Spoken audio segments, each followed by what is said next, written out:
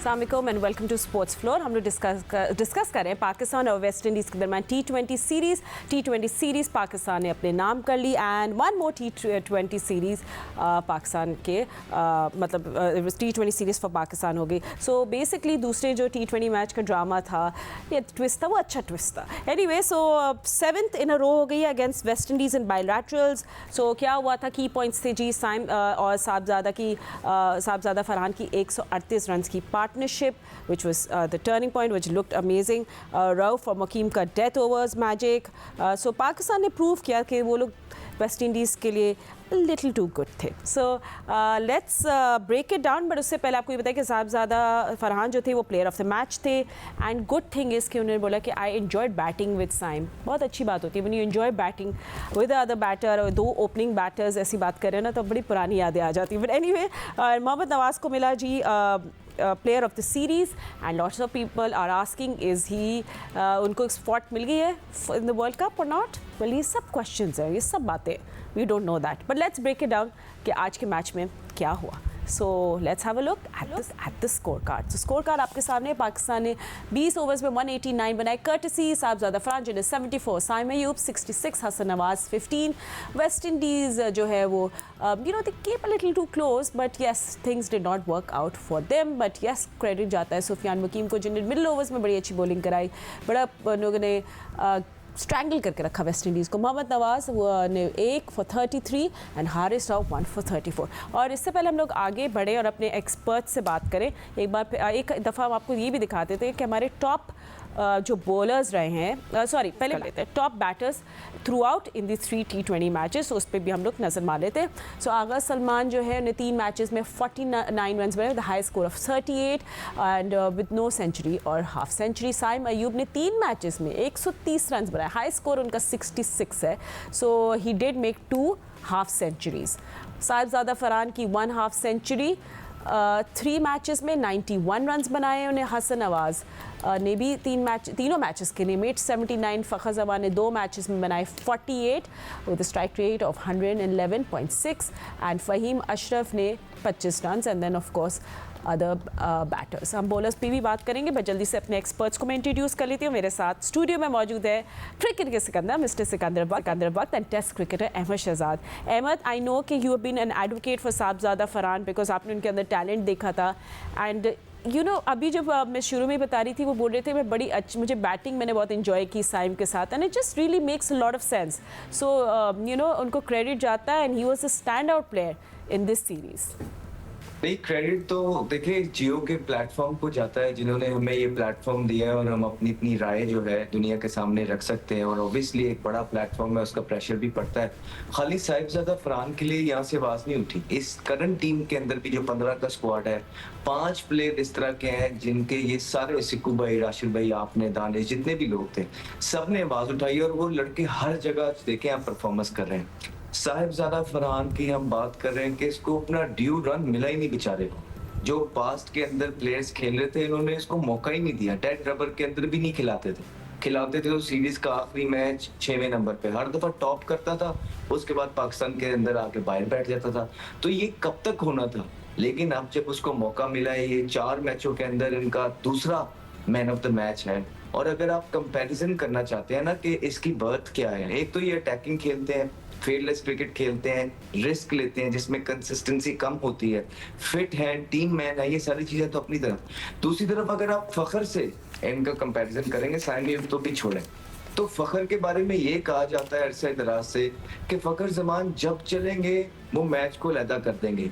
तो वो कब चलेंगे, ठीक है, अब बहुत अरसे से उनकी फॉर्म डाउन है, परफॉर्मेंस हो नहीं पा रही है, कभी ओपन ट्राई हो रहे हैं, कभी 1 डाउन ट्राई हो रहे हैं, परफॉर्मेंस नहीं है।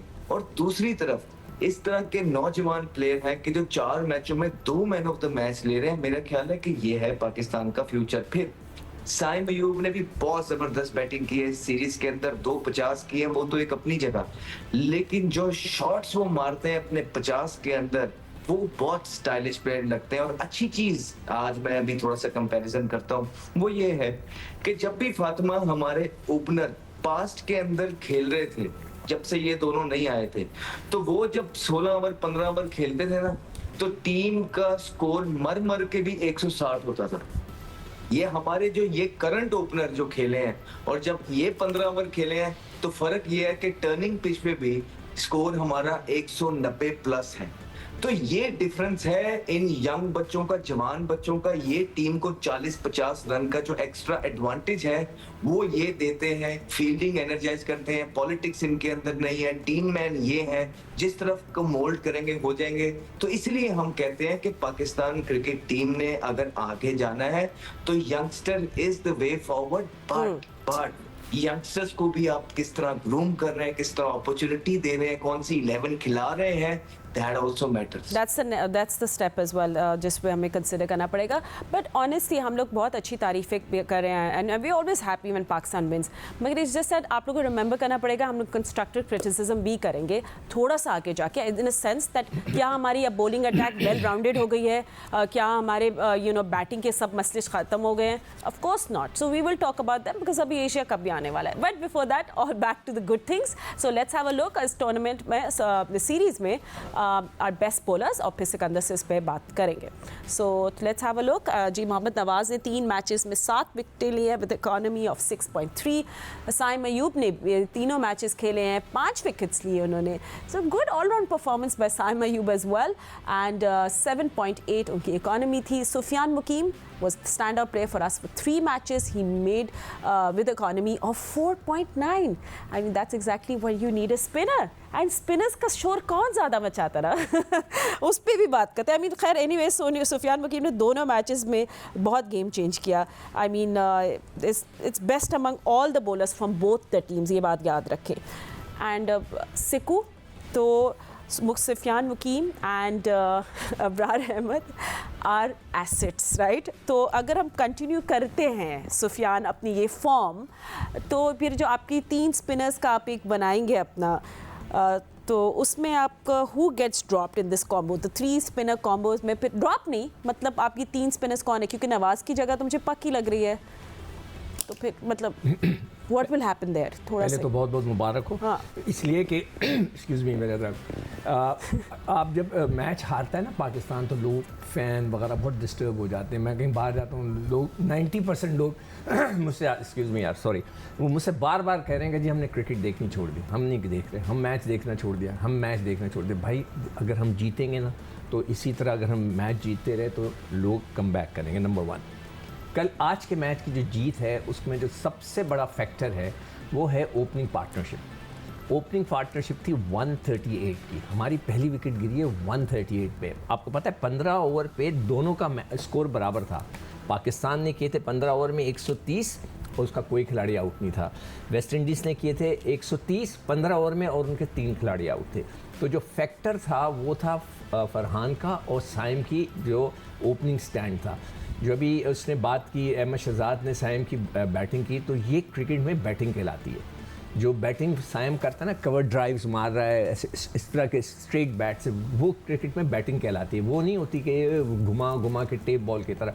मुझे नहीं पता कि वो कैसे सिलेक्शन होती है ऐसे प्लेयरों की कि जो के टुल्ले मारते हैं। एनीवे, तो साइम और उन्होंने जो पार्टनरशिप दी वो उसका आज का मेन फैक्टर था। मगर वेस्ट इंडीज़ ने स्टार्ट बड़ा ज़बरदस्त दिया था। उनके ओपनर्स ने वैसे ही खेला जैसे 1980 में वो खेलते थे ना, तो इसी तरह उन्होंने 10 ओवर में 82 रन कर दिए थे बगैर किसी नुकसान के। नहीं, एक शायद आउट हुआ था उनका, नहीं एक भी नहीं, 82 पे उनका कोई भी 90 for 2 थे, वो 90 for 2 थे वेस्ट इंडीज़। मैंने कहा यार ये तो बिल्कुल 1980 की तरह उन्होंने शुरू किया। मगर बाद में स्पिनर्स एज यूजुअल, देखें जो जियो की सिलेक्शन कमेटी है ना, जो हमारी पूरी पहले दिन चेयरमैन कौन है? Chairman I can be the chairman, neutral हो गया ना, ऑफ कोर्स। जो हमारी बात नहीं मानते। हाँ बिल्कुल भी नहीं। तो पहले मैच में आपको याद है अहमद शहजाद, हम सब ने बोला कि फरहान को ना खिलाना ये जुल्म है। मेरे अल्फाज है, मैंने कहा ये जुल्म है कि उसको नहीं खिला रहे। खैर चले जी, वो आया, उसने इम्पैक्ट डाल दिया।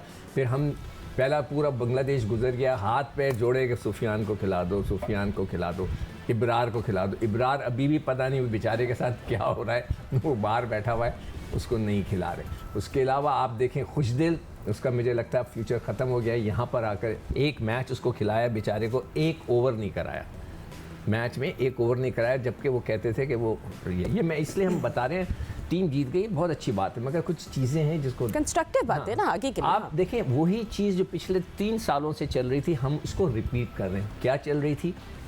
16 लड़के जाते थे और 12 खेलते थे, बाकी बगैर खेले आकर गायब हो जाते थे। हमारे यहाँ हुसैन तलत बेचारा किधर है, पानी पिला पिला के आज वो केले लिए खड़ा हुआ था, जब वाटर ब्रेक हो रहा था वो केले लेके अंदर जा रहा था, वो मैं उसको देख रहा था, हंस रहा था बेचारा। खुशदिल को आपने खिलाया, 1 ओवर नहीं कराया। फ़हीम को आपने खिलाया, आपने उसको सिर्फ 4 ओवर कराए 2 मैचों के अंदर। तो यानी कि उनकी यूटिलिटी आप समझ रहे, आप पूछ रही थी ना यूटिलिटी की, उनकी यूटिलिटी ये है। हमेशा फातिमा देखो, जब आप किसी टूर पे जाते हैं ना, ऑस्ट्रेलिया जाते हैं ना, आप 4-5 फास्ट बॉलर्स लेके जाते हैं। साउथ अफ्रीका जाएंगे अभी टेस्ट सीरीज़ खेलने के लिए, आप फास्ट बॉलर्स पे कंसंट्रेट करेंगे, स्पिनर भी वहाँ वैसे बहुत काम आते हैं। इंग्लैंड जाएंगे, सीमर, स्पिनर। तो जहाँ अब हम खेल रहे हैं कहाँ पे, जाके शारजा में खेलेंगे एशिया कप। हमें स्ट्रॉन्ग स्पिनिंग अटैक चाहिए। कोई फ़र्क नहीं पड़ता, आप तीनों को रखें। आप उसको तीनों बोले तो मुकीम, राइट, और मोहम्मद नवाज तो कर ही रहे हैं साथ में, वो तो इब्रार होगा, और 100% जो है शादाब होगा, वो बिस्तर से उठ के आएंगे और खेलेंगे। तो इन तीनों को रखें और मौके मौके से खिलाएं। आपके पास एक लेफ्ट आर्म स्पिनर आ गया, कौन, नवाज। आपके पास ये 4 आदमियों का कॉम्बो हो गया, मगर अब एक्स्ट्रा रखने की क्या ज़रूरत है कि खुशदिल को रखा, बॉलिंग ही नहीं करा रहे, तो आप फिर उसको ना रखें एज अ स्पिनर, फिर उसको कंसिडर करें एज अ बैट्समैन।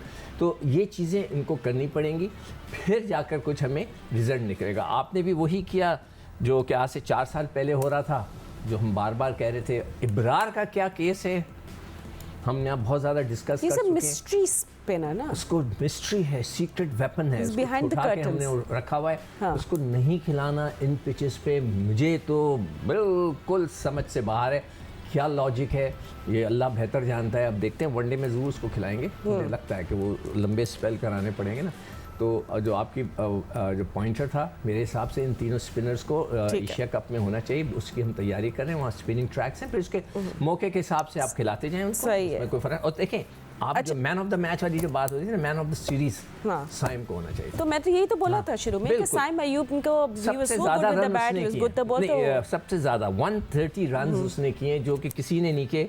उसके बाद फरहान के 91 है, तो 130 साइम ने किए, और साइम की बॉलिंग 2nd नंबर पे है, 5 आउट भी कर दिए।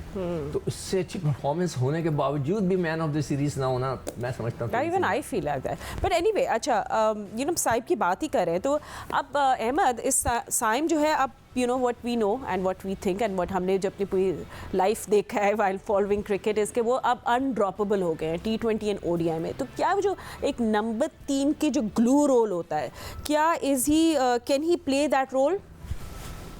देखिए साइम तो बगैर कुछ किए भी अनड्रॉपेबल थे, तो अच्छी बात है। हाँ। बड़ी अच्छी बात है, स्कोर कर रहे हैं। As long as वो ग्राउंडेड रहे, इट्स परफेक्ट, है ना? जी ग्राउंडेड रहे, इनके डजंट रियली मैटर। कोशिश करें कि अपनी गेम में कंसिस्टेंसी लेके आए। ठीक है, जो मर्जी करें, पाकिस्तान के लिए इस तरह की इनिंग्स खेलते रहें और सीरियसनेस शो करें। ठीक है, जब वो ग्राउंड में उतरे तो कमिटमेंट तो अच्छी बात है। बैट बॉल दोनों से उन्होंने इस सीरीज में परफॉर्म किया, और हम भी बैठ के यही चाहते हैं कि ये जवान जो है ये गलतियां कम करें और परफॉर्मेंस पे ध्यान दें, बिकॉज एवरी मैच मैटर्स है। उनका मुकाबला जिन लोगों से बदोबदी डाला हुआ है ना, तो वो प्रेशर डलवाते हैं। अच्छा है कि ये मौका ही ना दे और परफॉर्मेंस करते रहें।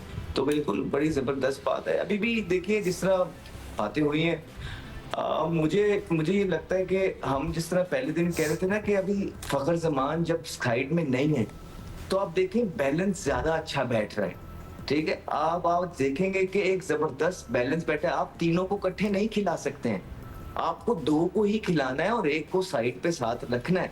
तो आज फखर नहीं खेले, हाँ फखर की जगह जिसको खिलाया है वो आई थिंक आप क्वेश्चनेबल। जिस तरह सिक्कू भाई ने कहा कि अगर यार खुशदिल से आपने अब बॉलिंग नहीं करवानी है, तो फिर आप प्रॉपर बैट्समैन या प्रॉपर स्पिनर क्यों नहीं डालते, आप इब्रार को क्यों नहीं डालते?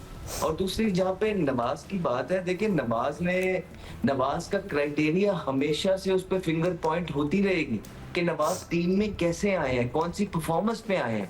आके उन्होंने इस सीरीज के अंदर पाकिस्तान के लिए जबरदस्त किया, बहुत अच्छी बात है। उनको मैन ऑफ द सीरीज भी मिला, very good, kudos to him. लेकिन बात ये उनका कसूर नहीं है, हम नवाज को कुछ नहीं कहते, नवाज एक अच्छे क्रिकेटर हैं। जो लोग उनको सिलेक्ट करते हैं उसका क्राइटेरिया भी तो बताए ना, क्योंकि जिसको आपने सिलेक्ट कर लिया वो परफॉर्मेंस कर लिया तो वेल डन, जिसने नहीं की वो जो पाकिस्तान का नुकसान करके जा रहा है उसकी भी जिम्मेदारी कोई लेगा कि नहीं लेगा? तो ये बातें हैं। इब्रार, देखिए इब्रार आपका मेन स्पिनर है, आपने उसकी सफियान मुकीम के साथ टाई बना दी है मुफ्त के अंदर। ये दोनों टीम के अंदर बनते हैं। आपने फिर कोई चीजों पे आप ऑलराउंडर भाई अभी तो आगा बॉलिंग नहीं कर रहा है, आप हुसैन तलत को खिलाते हैं 2 ओवर वो भी कर देगा, आप ऑलराउंडर्स के पीछे ही पड़े हुए हैं, किसी की बारी तो आती नहीं है। तो आप एक जेन्युइन बैटर और एक जेन्युइन जो है बॉलर जो है इंडक्ट कर सकते हैं फखर जमान को निकाल के, या कोई भी जो निकलता है ऊपर से। तो आई थिंक ये आज का जो कॉम्बिनेशन था ये बकदरे बेहतर था। फिर बॉलिंग की अगर आप बात करेंगे ना, सिक्कू भाई ने कहा कि वेस्ट इंडीज का अच्छा स्टार्ट हुआ। सिक्कू भाई हमने बॉलिंग भी बड़ी एवरेज की है ऊपर बहुत से। खराब। हमने जो ऊपर से 8-10 ओवर किए हैं वो बहुत एवरेज बॉलिंग की है। वो तो सुफियान मुकीम नीचे से आए हैं तो उन्होंने थोड़ा सा प्रेशर डेवलप किया, फिर नवाज ने एक आधा आउट किया, स्पिनर्स ने अपना जो है आउट करके प्रेशर उन पे दोबारा डाला है। अदरवाइज जो हमारे फास्ट बॉलर्स ने जिस तरह की बॉलिंग की है वो क्वाइट एवरेज। हाँ, डेप्थ के अंदर बेहतर बॉलिंग जरूर की है फास्ट बॉलर्स ने, लेकिन ये कुछ चीजें हैं कि गोइंग फॉरवर्ड आपको काम करना पड़ेगा। बिकॉज आप याद रखें फातिमा जी, ये वेस्ट इंडीज की भी जो टीम है ये कोई 8वें-9वें नंबर की ही टीम है, ठीक है। तो अगर आपने बिग बॉयज के साथ compete करना है और बिग बॉयज को मेक श्योर करना है कि वो आपसे एक स्टेप पीछे रह जाए, तो ये जो बातें सिक्कू भाई, राशिद भाई और आप यहाँ पे बैठ के करती हैं ना, ये इसलिए करती हैं कि हाँ यार जीत के भी थोड़ा सा कुछ बेहतर। बिकॉज ये टीम मोर और लेस 2-3 प्लेयर्स के अलावा उसी तरह की है जिस तरह हम चाहते हैं गोइंग फॉरवर्ड। लेकिन हमें थोड़ी सी चीजों पे इशू आ रहा है। एक, ये जो आपकी प्लेइंग 11 बनती है वो ठीक नहीं बनती है, वो अभी भी बेहतर हो सकती है। इंडिविजुअल ब्रिलियंस की वजह से शायद वो छुप जाए चीज, लेकिन जब मैच खुला होगा और इंडिविजुअल परफॉर्मेंस नहीं आएगी इस तरह ब्रिलियंस जिस तरह ओपनर्स ने आज किया, फिर आपकी चीजें एक्सपोज होती हैं। तो अगर आप अपनी प्लेइंग 11 ठीक करेंगे और लड़कों को अच्छा प्लान देंगे तो मेरे ख्याल से रिजल्ट्स और बेहतर आएंगे और आपकी टीम दिन ब दिन इंप्रूवमेंट की तरफ जाएगी कि वो ऑस्ट्रेलिया, इंग्लैंड और न्यूजीलैंड को भी मार सके। बिल्कुल। Looking ahead to the ODIs, क्योंकि अब हम उसी की बात करेंगे, मतलब फरहान एंड साइम जो है वो बोथ इन फॉर्म है, तो क्या one of them will be benched और नॉट इन ओडीआईज? ठीक है, हमारा बेस्ट बॉलिंग कॉम्बो क्या है ओडीआईज में? मतलब कौन से स्पिन ट्रियो काम करेगा? You know, these all the questions that I want to ask, but Sikku, you want to see कि looking ahead into ODIs, what do you foresee? आप क्या फोरसी करते हैं? बहुत अच्छा सवाल तुमने उठाया है, इसलिए कि रिजवान वो ओपन करे नहीं, वो वनडे में तो नहीं ओपन करता, वो नीचे आता है फिनिशिंग रोल टाइप करेगा। फकर का देखो, फकर का जो चक्कर है वो ये है age factor. Now he is 35, Pakistani 35, तो आप अंदाज़ा लगा लें कहाँ तक उसकी उम्र होगी। तो मेरे ख्याल से अब नौजवानों की तरफ हमें आ जाना चाहिए। वेरी सॉरी फकर को हो सकता है मेरा कमेंट पसंद ना आए, we have to come towards the youngsters. ये अभी वो ओडीआईज में है भी नहीं ना, is out of the series. वैसे फ्यूचर की बात करें, हाँ, तो बस दफ़ा कहना नहीं चाहिए, ब्लेसिंग इन डिस्गाइज कई दफ़ा कहते हैं ना, कभी झगड़ा ही नहीं होगा, हमारे यंगस्टर्स खेलेंगे और फिर नीचे रिजवान है वो नीचे आ जाए। अब मैं इब्रार का केस थोड़ा लड़ना चाहता हूँ। पाकिस्तान में जो वो मैचेस हमारे हुए बांग्लादेश से, उसने 3 मैच खेले, उसमें उसने सिर्फ 4 ओवर कराए, उसने सिर्फ 4 ओवर कराए, 1 आउट किया। शादाब ने 3 मैच खेले, 9 ओवर कराए। जब बांग्लादेश गया है वो खेलने के लिए तो सिर्फ उसको 1 मैच कराया। उसकी इकोनॉमी बिल्कुल अच्छी थी, 5 रन की थी, उतनी बुरी नहीं थी T20 के हिसाब से। इधर उसको खिलाया ही नहीं, यानी कि 9 मैच हो गए, 9 मैच में से उसको 4 खिलाए, 5 में उसको खिलाया ही नहीं। तो what is the problem then? What do you think is the problem? Because ये तो कंपटीशन नहीं चाहते वो। पिछले प्रोग्रामों में बात हो ठीक है, बात डोंट गाइस, ऑफ ट्रैक मत जाइएगा, ऑफ ट्रैक हो जाएंगे। मगर सबको पता है, हमारे सारे एक्सपर्ट्स ने इस बात को जिक्र कर दिया क्यों ये ज्यादती है। जिस तरह के आप किसी लड़के के साथ फरहान को बिठा के आपने उसकी परफॉर्मेंस थी, उसको बाहर बिठा के रखा था, हमारे शोर मचाने पे फिर पता नहीं क्या हुआ, आपने खिलाया। इसी तरह मैं इसके लिए फाइट करूंगा ये लड़के इब्रार के लिए कि ये बहुत ज्यादती की बात है कि वो एक ज़रूरत है आपको स्पिनर की, आप उसको नहीं खिलाएं। ठीक है, okay, let's continue this talk. जब ओडीआई शुरू हो जाएंगे थोड़ी कुछ ही दिनों में, will of course begin our shows again. Thank you to our analyst, और अभी फिलहाल इतना ही वक्त है। Will see you soon. अल्लाह हाफिज़।